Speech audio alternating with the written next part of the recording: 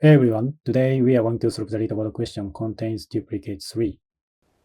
Okay, let's write the code. First of all, width equal value diff plus 1 and bucket equal hash map. And let's iterate through one by one for I and n in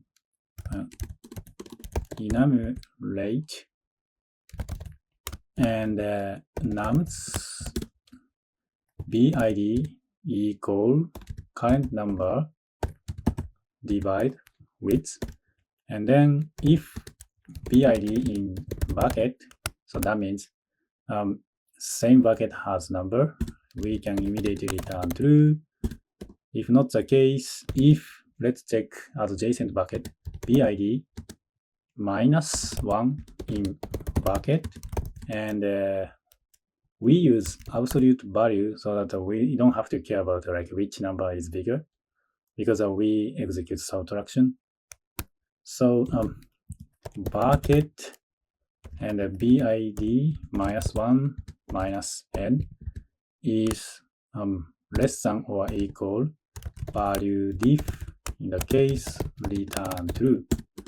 And we do the same thing, but this time BID plus 1 in bucket and absolute value, and bucket BID plus 1 minus n is less than or equal value diff return true.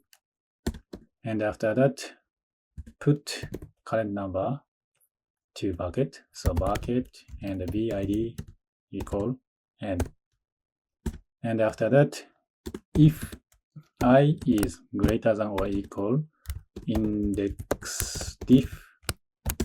So if this is true, we delete like a out of number, so bucket and then nums and I minus index diff and divide width.